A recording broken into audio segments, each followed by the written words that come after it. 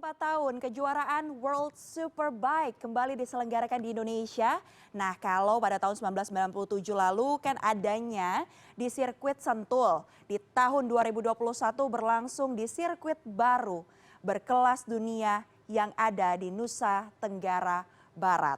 Dan pembalap asal Turki, ini dia, Toprak Razgatlioglu yang menjadi juara dunia World Superbike 2021 lalu. Hai, congrats! Permainan yang luar biasa dan balapan yang luar biasa juga ditampilkan oleh Toprak dan juga para pebalap lainnya ya di World Superbike 2021. Nah, selanjutnya nih tidak hanya WSBK atau World Superbike saja, tapi Pertamina Mandalika International Street Circuit yang sudah dinyatakan lulus tes homologasi oleh Federasi Motor Internasional atau FIM ini juga akan digunakan sebagai lokasi kejuaraan MotoGP 2022. Dorna Sports ini juga sudah menetapkan bahwa pelaksanaan MotoGP di Indonesia akan berlangsung pada 18 hingga 20 Maret 2022. Dan sirkuit yang terletak di Lombok Tengah, Nusa Tenggara Barat ini memiliki nama resmi Pertamina Mandalika International Street Circuit dan dibangun di atas lahan seluas 130 hektar.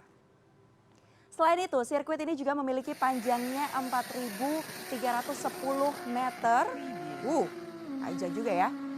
Dan totalnya ini ada 17 tikungan di sirkuit ini, di mana 11 diantaranya mengarah ke kanan dan 6 lainnya ke arah kiri. Dan seperti sirkuit pada umumnya, sirkuit yang satu ini juga memiliki lintasan lurus yang akan menjadi start maupun finish sepanjang 507 meter. Yang juga penting dari sebuah sirkuit balapan adalah area paddock-nya, di mana Pertamina Mandalika International Street Circuit bisa diisi hingga 40 tim. Tidak hanya itu saja, kapasitas penonton di sirkuit ini juga sebenarnya bisa menampung hampir 200.000 orang.